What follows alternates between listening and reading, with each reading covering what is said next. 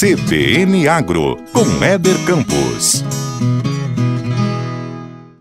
Olá, muito bom dia para você ligado aqui na Rádio CBN Campo Grande, neste sábado, dia 29 de agosto de 2020. Prazer imenso ter sua companhia mais uma vez aqui no CBN Agro, que hoje traz entrevista com o médico veterinário Moacir Seródio. O Moacir, para quem é de Campo Grande há algum tempo, que é do setor rural, talvez se lembre, ele foi o primeiro colunista social do agronegócio no estado, eu acho que até do Brasil, né, Moacir? Bom dia para você, tudo bem? Bom dia, eu fui pesquisar quando me encomendaram essa atividade e não consegui achar outro, por isso é que de vez em quando eu falo que eu fui o primeiro, porque procurei para poder saber como é que ia se portar um colunista agrossocial e não encontrei ninguém, então tive que inventar a função. Foi em 2003, mais ou menos isso? 2002. 2002. Começou escrevendo no jornal A Crítica, uma coluna social voltada para o agronegócio. Era muito comum, naquele período, a gente ter colunistas aqui sociais, né, como Dácio Correia, Fernando Soares e outros colunistas. Mas do setor rural, você foi o primeiro. Foi eu me lembro que o Antônio Derzi, que na época conduzia os negócios da fazenda da Dona de Virgens, que era viúva do senador Rachid Saldanha Derzi, foi instado pelo dono da Crítica, o Feitosa, para fazer uma publicidade do leilão, né? Que o 2 de ouro que eles faziam, de Nelore, essa coisa toda. E o Toninho virou-se pro Feitosa e falou: Feitosa, eu não vou fazer nenhuma publicidade na Crítica, porque você não reflete, não coloca nada do mundo rural no seu jornal, e você veja que nós acabamos de ser, por lei, aprovada pelo vereador Edil, declarado como capital nacional da pecuária, né? Campo Grande é a capital da pecuária, e você não tem nada no seu jornal. Aí o Feitosa devolveu, mas isso, Antônio, a culpa é sua, porque você não me arranja ninguém. O dia que você arranjar alguém, o setor agro vai estar no meu jornal.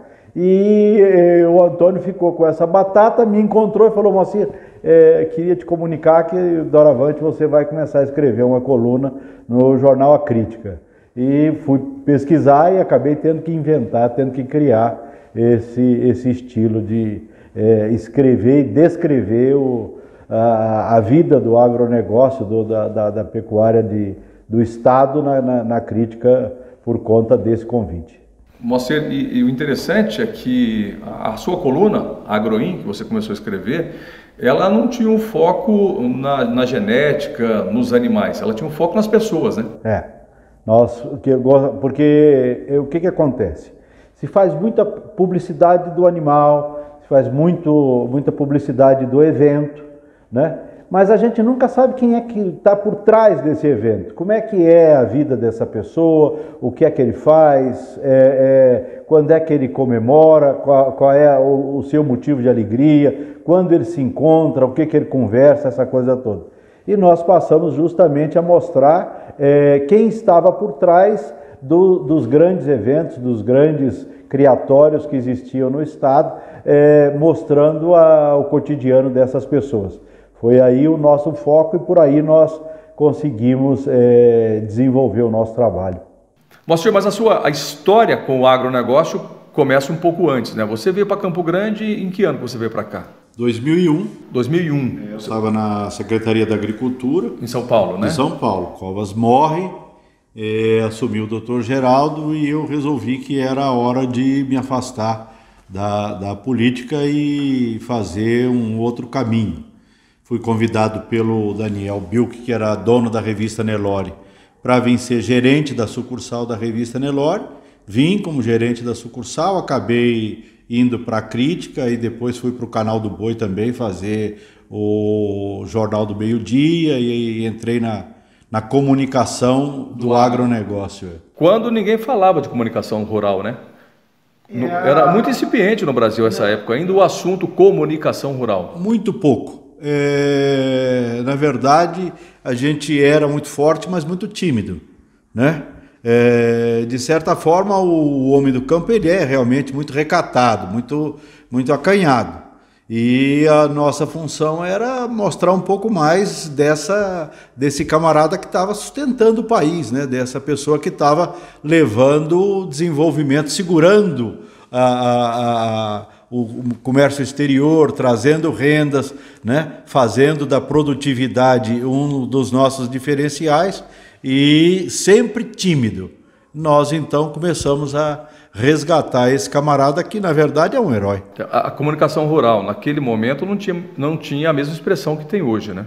Hoje em dia, a comunicação rural, ela é um percentual importante.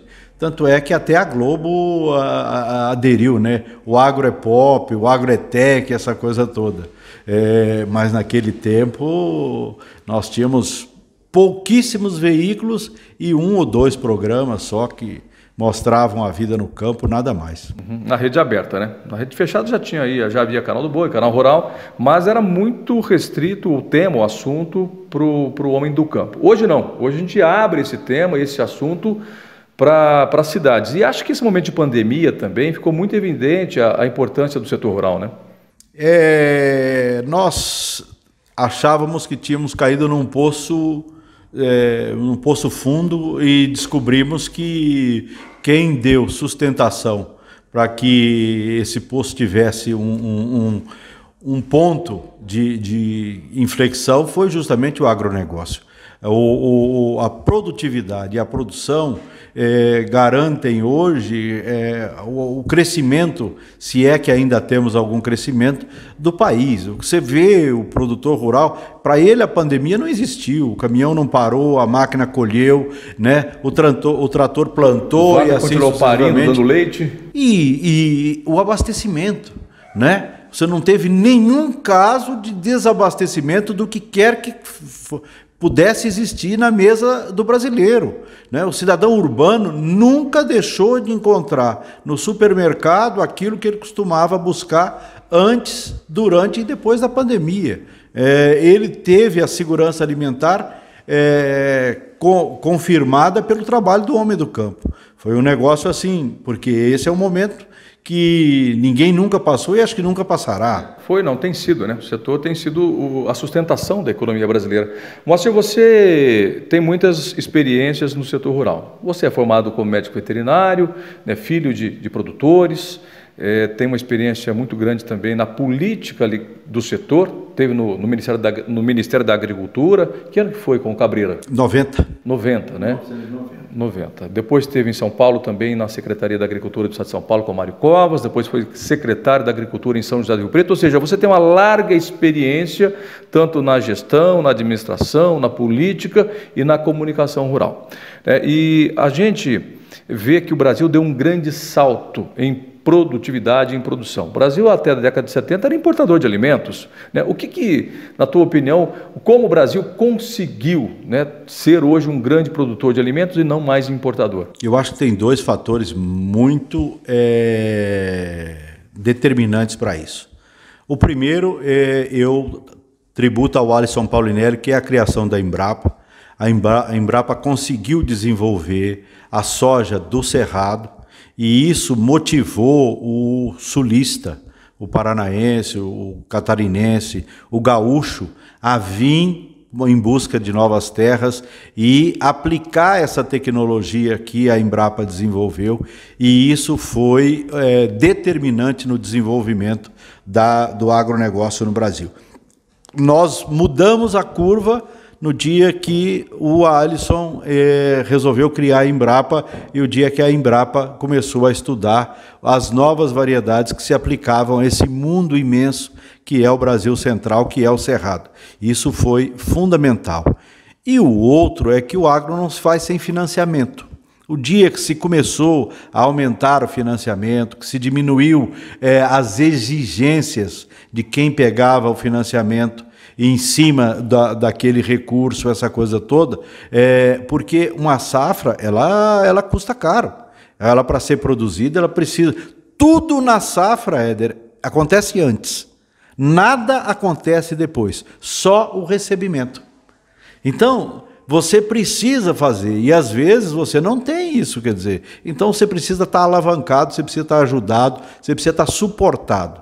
Então, o crédito em quantidade e qualidade e a Embrapa, com as suas novas variedades, fizeram desse país um país diferente. Primeiro, eu acho que foi a mudança da matriz, que foi a transformação do cerrado em área produtiva, e depois a ajuda do crédito farto e num custo justo que permitiu que os sulistas corajosos viessem investir e transformar o Brasil e o Centro-Oeste. Legal, a gente está praticamente terminando esse bloco e a gente vai voltar nesse tema, nesse assunto, né, nessa evolução do Brasil no agronegócio, né, nos últimos anos. Mas eu quero trazer um pouquinho também da sua vida, da sua experiência que você teve no Ministério da Agricultura, que talvez seja mais emblemático na sua carreira, essa sua participação no Ministério da Agricultura e no momento de transformação do Brasil, né? O que tem de diferente naquela época, quando você esteve lá na década de 90, né, no Ministério da Agricultura, para o Brasil de hoje? Olha, o mais interessante que eu percebo é a honra. Antigamente havia honra em ser servidor público. Você estava na política, você estava na administração e você era tratado com respeito e com carinho. Hoje é pedrada e paulada para quem está lá. É preciso ser muito altruísta, ser muito brasileiro para poder continuar na atividade pública. Eu louvo a Tereza Cristina, ela faz um trabalho lindo, excelente, essa coisa toda, mas eu percebo que na grande maioria, ser da classe política hoje está sujeito a um volume imenso de ataques e pauladas, que eu tenho uma hora que eu tenho pena do Bolsonaro, porque é muito cacete. No meu tempo não, a gente chegava, era bem tratado. Eu vim aqui ao Estado junto com o ministro, nós éramos recebidos com muito respeito, com muito carinho, tínhamos as melhores impressões de todos os lugares que íamos. Mas o gostoso mesmo era ir para o Rio Grande do Sul.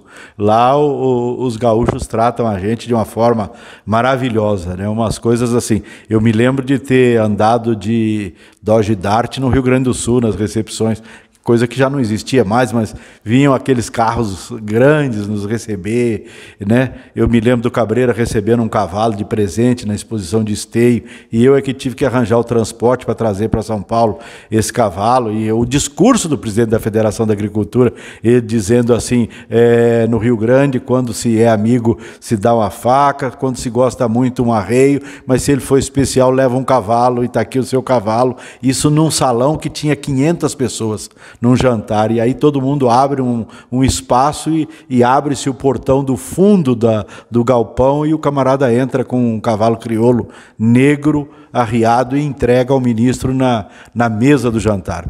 Tudo isso era muito, muito interessante, muito bonito.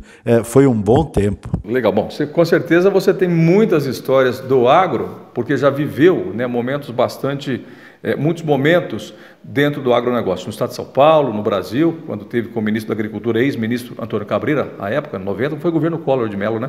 E também tem a sua passagem no Mato Grosso do Sul. Bom, nós vamos para o intervalo comercial, daqui a pouquinho, depois do intervalo comercial, a gente volta com o Moacir para continuar esse bate-papo com ele, só reforçando a entrevista de hoje. O Moacir foi o primeiro colunista social do agronegócio no Mato Grosso do Sul e no Brasil. Você tem uma experiência fantástica nesse segmento, né, no conhecimento técnico, que importou também para o jornalismo rural. O CBN Agro volta já já. Muito bem, de volta com o CBN Agro deste sábado, hoje conversando com Moacir Seródio, filho. Moacir, que já foi colunista do agronegócio aqui no Mato Grosso do Sul, jornal A Crítica, escreveu a primeira coluna do setor rural no estado, né, que na época foi uma grande mudança para essa questão da comunicação rural, foi um pontapé para chegarmos hoje também aqui no CBN Agro. O Moacir é a minha referência em colunismo social, porque eu comecei inclusive o meu trabalho de colunista do agronegócio com o Moacir, né, Moacir? Exatamente. Importei grandes figuras como o Éder para poder dar conta. Nós começamos com uma página, depois nós nos tornamos 2 páginas, depois nós nos tornamos 3 páginas e depois nos tornamos um caderno e ao final vocês fizeram o próprio jornal. Deixamos um legado, né? Que é o Agroinho, jornal que circula até hoje. Por conta do Weasley. E a gente... Por que nós crescemos? Porque havia confiabilidade no trabalho. Quer dizer, todo mundo lia, as pessoas esperavam o domingo de manhã para buscar o jornal, se comentava muito aquilo que estava lá. Nós tínhamos uma visão boa, evitávamos fazer críticas, nunca quisemos consertar o mundo, né? Nós gostávamos de mostrar como ele era.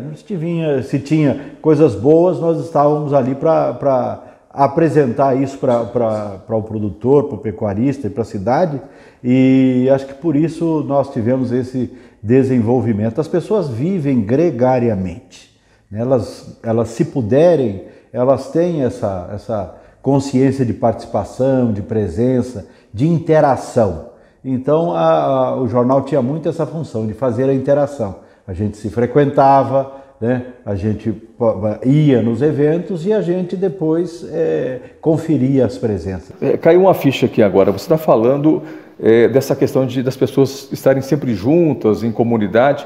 Num determinado momento, efetivamente, os leilões eram um evento social, né? Sim, os eventos tinham glamour. A Expo Grande, por exemplo. Um lado, por exemplo, interessante dos leilões é que os animais, a questão da seleção, tinha as assessorias e os esposos que já vinham nessa coisa.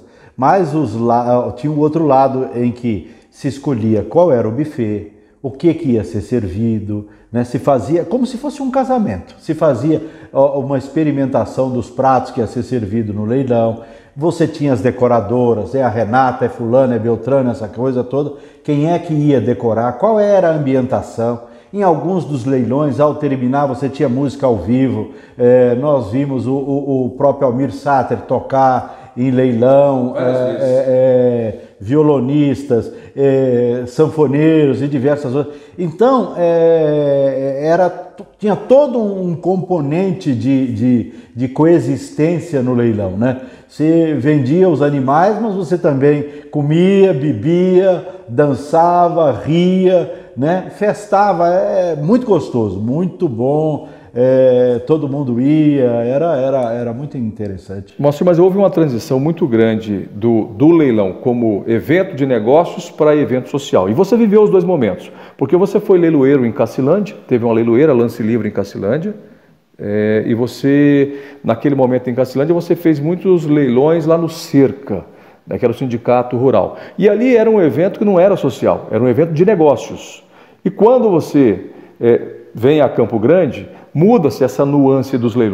Nós saímos dos leilões de bezerro, né? Que era um leilão feito normalmente de dia, começava com um almoço, né? Ainda tinha a figura do almoço, mas era sempre ou um quebra-torto ou uma carne assada com... Mas não era tão glamuroso como hoje, né? Almoço simples e aí partíamos para as vendas. Quando era 4, 5 horas, estava tudo liquidado, cada um pegava seu carro e partia. Era business, negócios. Business. Quando nós viemos para Campo Grande, e aí você tinha os tatersais, os recintos, a Expo Grande era uma exposição magnífica, extraordinária, uma exposição que rivalizava com Londrina em tamanho, em participação das empresas, essa coisa toda, 30, 36, 40 leilões. Então, nesse momento, quer dizer, os leilões noturnos, os leilões de genética, eles tinham isso, tinha essa coisa de ser o grande encontro. Todo mundo fazia questão da presença de todo mundo e todo mundo fazia questão de estar presente, né? E em homenagem a essas presenças, o trato era excelente, fino trato. Com certeza. Bom, e a gente percebe que hoje, por mais que a gente mantenha ainda esse glamour, né, desse encontro, do evento, mas o leilão volta novamente para o foco dos negócios. Falando nesse leilão glamuroso, nós tivemos leilões de maneiras assim muito suntuosas, né? Tivemos leilão em navios, né? Leilão em resorts, né? Grandes eventos voltados para o setor rural, mas que tinham toda uma magnitude, que tinha todo um glamour. Em especial cavalos, os equinos eram os que mais tinham glamour, né? Começou com os cavalos, que sempre foram muito glamurosos, mas depois o Nelore, né? Você teve leilão, por exemplo, no Copacabana Palace, né, na pérgola do Copacabana Palace, que é o hotel mais in do país, essa coisa toda, se fretava um navio, né, Blue Dream, para fazer um leilão em alto mar, naturalmente de animais filmados, essa coisa toda, mas embarcava todo mundo naquele navio e passava 3, 4 dias navegando. O leilão era nas costas de Búzio, uma coisa realmente muito gostosa, sabe? Tinha muita alegria nesse tempo. Mas os valores também dos animais também eram glamurosos naquela época, né? É verdade. Vacas de 1 milhão a gente contava, tinha que pegar os dedos das mãos e dos pés, porque saíam muitas, essa coisa toda. Foi realmente um momento de uma valorização extraordinária. E acho que isso, em grande medida, contribuiu para os investimentos em genética que nós temos hoje. Financiou, né? Financiou a genética, a evolução genética no Brasil. Financiou a evolução genética. E acho que hoje nós somos os maiores exportadores de carne e tudo mais, porque nós conseguimos uma produtividade que nós não tínhamos. Nós saímos de um desfrute de 15% para um desfrute de mais de 30%, 35% que nós temos hoje. Por quê? Porque nós adiantamos a entrega do animal através da genética e do melhoramento de pastagens, essa coisa toda, mas tudo isso custou dinheiro. E esse dinheiro vinha justamente desses momentos em que quem tinha conseguia receber um retorno alto por aquilo que ele fazia. Foi bom, foi importante. Com certeza, contribuiu em muito para a evolução, né? Como a gente disse, financiou a evolução genética no Brasil. A vaca de 1 milhão, muito caro, 2 milhões, muito caro. É verdade, pode até ser para a realidade do que nós vivemos na pecuária hoje. Mas se não fossem esses leilões, não teríamos receita financeira para ter evolução genética. E o Brasil evoluiu muito, sim, nos últimos anos na questão genética. Moacir até lembra que hoje o Brasil é o grande exportador mundial de proteína vermelha, de carne. Só que para chegar nesse patamar de cada vez mais encurtar o ciclo pecuário, foi preciso um investimento em melhoramento genético. Eu me lembro que a primeira vez que eu ouvi sobre a palavra precoce ou precocidade, novilho precoce, foi com você, né, que você estava dentro de um projeto, acho que não sei se no governo de São Paulo ou no Ministério da Agricultura, trabalhando esse projeto de encurtar o ciclo pecuário. O Albino Luquiari criou o projeto do novilho precoce. E a ideia do novilho precoce é que os animais que fossem abatidos antes dos 36 meses, eles recebessem uma diferença de ICMS. Foi por essa época também, um incentivo fiscal. Foi por essa época também que nós visitamos o Chile, a Argentina e o Uruguai para conhecer o sistema de tipificação de carcaça que eles tinham, porque nós não temos na gôndola do supermercado uma tipificação de carcaça, como os nossos países vizinhos têm. Você chega no Chile, você sabe que uma carne A, tipo A, e está lá marcada na peça, ela é um animal abatido com 24 meses. O B foi abatido com 36 meses, o C acima disso e o D, animal velho. Porque, Éder, um animal novo não tem carne de primeira ou de segunda. Toda a carne dele é macia. Um animal velho não adianta ser carne de primeira ou de segunda. Ela vai ser toda velha. Eu me lembro de um tempo em que em Campo Grande se disseminou a prática de que picanha boa tinha que ter 700 gramas, porque vinha de uma novilha de 13 arrobas, tenra, batida, essa coisa toda. E aí começou-se a consumir picanhas de 700 gramas, de 800 gramas, esse troço todo.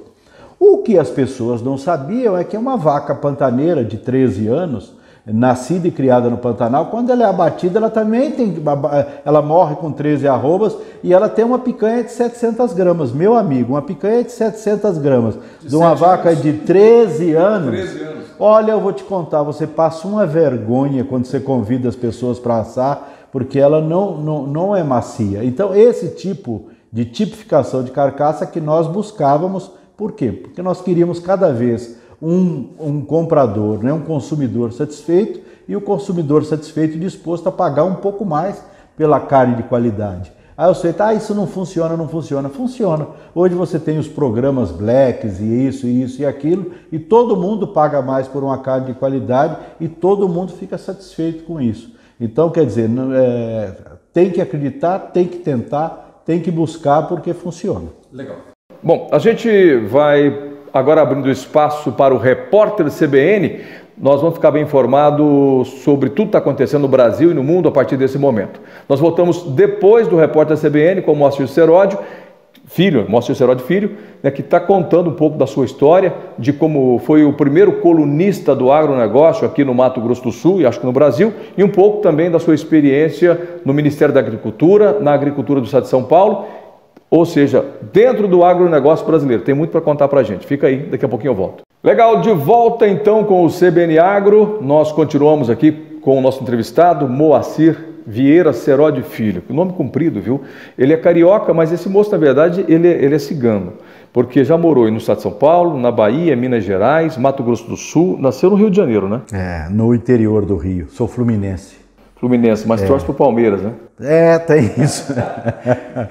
Todos que nascem no interior do Rio são fluminenses. Carioca é só quem nasce na Guanabara. Legal. A sua família é uma família de produtores de leite, é isso? Leite. Café e leite. Viu? Café e leite. Meu pai é presidente de uma cooperativa faz 30 anos de produtores de leite. Você viveu num ambiente rural, então? Eu fui sustentado pelo leite a vida inteira, até chegar na faculdade, e depois da faculdade montei uma representação de queijos e que foi que pagou meus estudos.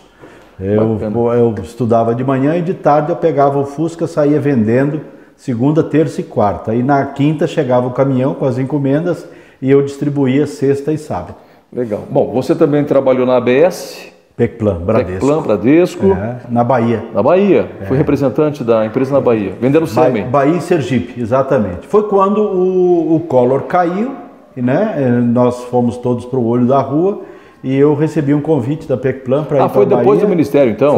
Foi depois do Ministério.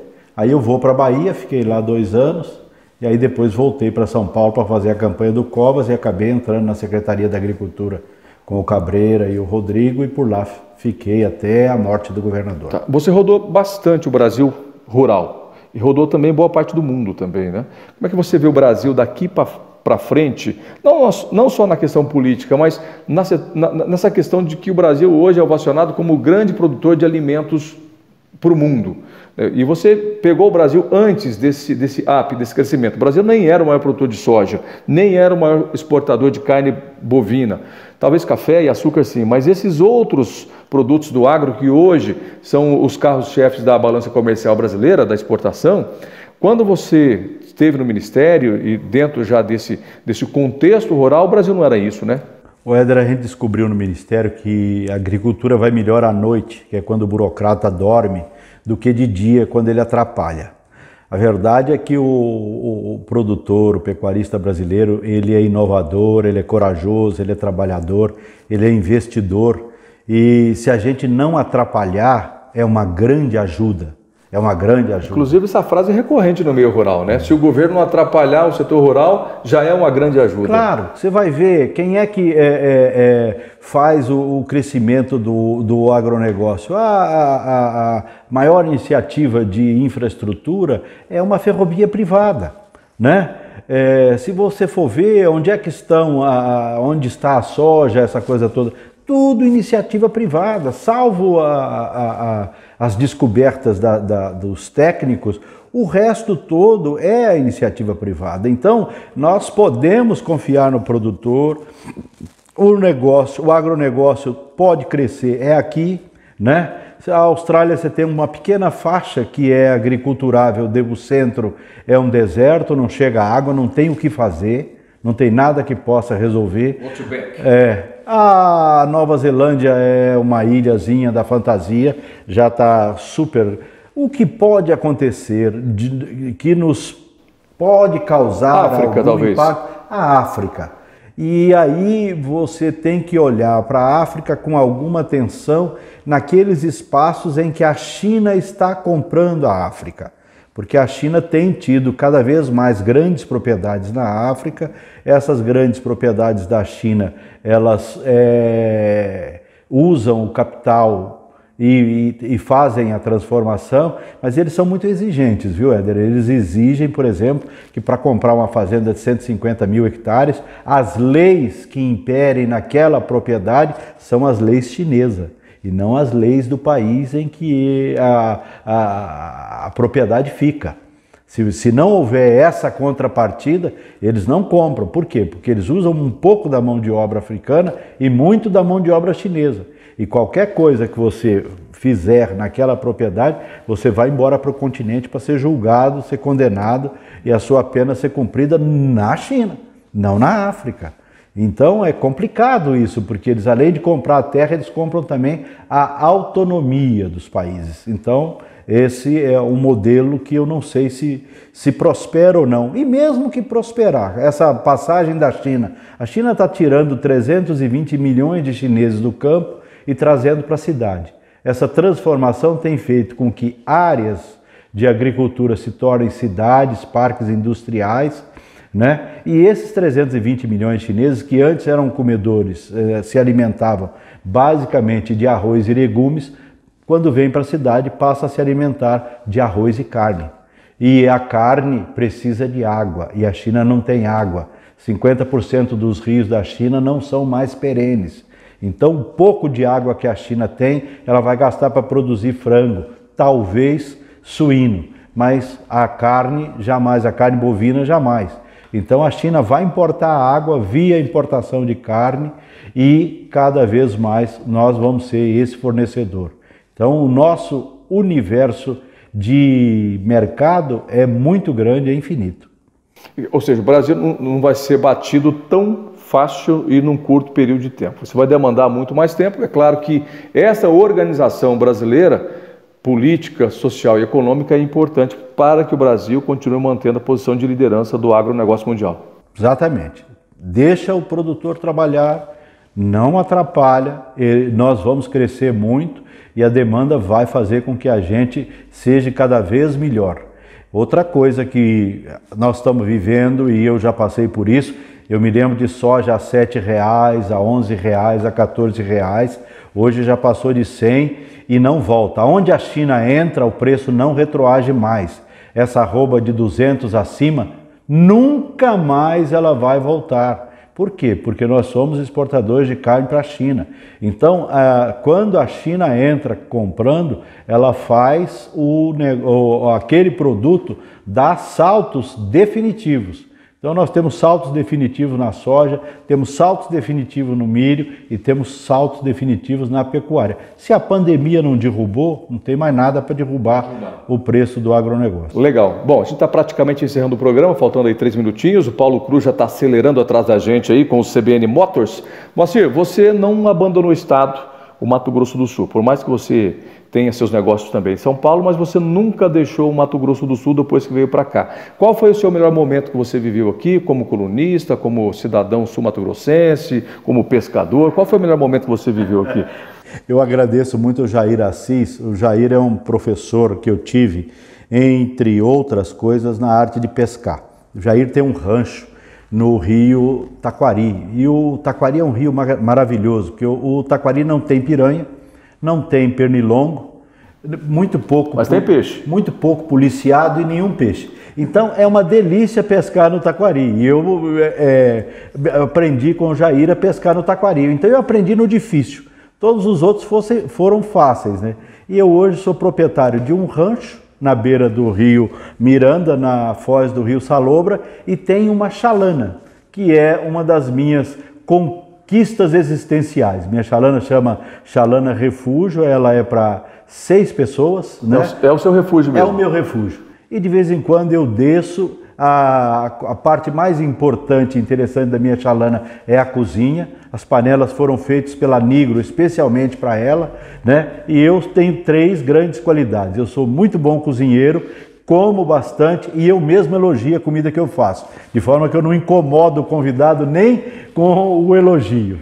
Legal, Moacir, você na sua passagem aqui mais fixa em Mato Grosso do Sul, você fez grandes amigos aqui. Muito, tenho grandes amigos, as maiores amizades, amizades sinceras, amizades verdadeiras. Sabe aquelas amizades que você não encontra às vezes por 6, por 7, por 8 meses e em seguida que você encontra, 2 minutos depois parece que você está continuando uma conversa de ontem? Tamanho é o grau dessas amizades eu tenho. Tem a minha turma do pôquer, os fazendeiros lá, o Jarbas, essa coisa toda, que eu me reúno nos sábados antes da pandemia. Agora nós somos velhos, não podemos nos unir mais, mas estamos com uma saudade danada. E lá a gente até joga pôquer, inclusive, mas o que a gente faz de fofoca. E tá bom demais, né? Você tem saudade de escrever ainda a coluna social? Você bate uma saudade de vez em quando ou cumpriu já a sua missão? Na verdade, o que acontece? Se eu pudesse, junto com a coluna, trazer aquele tempo glamuroso, era interessante. Mas agora está tudo muito prático, né? Então... tudo web, né? Escrever sobre o quê, né? A gente não... É o novo normal. Vamos pescar que é melhor. Legal, bacana. Olha, bate-papo bem descontraído, gostoso nesse sábado com o Moacir Seródio Filho. E quem é do agronegócio, quem é do setor aí há mais tempo, com certeza vai lembrar dele, que escreveu muito tempo uma coluna social no jornal A Crítica, a coluna Agroim, que hoje é um jornal, continua circulando na mão do Wesley Torales, que é a herança que o Moacir deixou, implantou aqui essa comunicação rural. Também teve no canal do Boi, além de outras passagens que já falamos da vida dele em outros segmentos do setor rural. Foi um prazer imenso te receber aqui, viu? Obrigado, aqui no CBN Agro. Eu é que agradeço a todos, um grande prazer revê-los e fiquem tranquilos, tudo voltará ao normal, se Deus quiser, e nós vamos nos encontrar muito ainda nessa vida. Legal, obrigado, Moacir, e eu vou ficando por aqui com o CBN Agro de hoje. Na sequência vem o Paulo Cruz com o CBN Motors. Abração para você, tchau, tchau, até semana que vem. CBN Agro, com Éder Campos.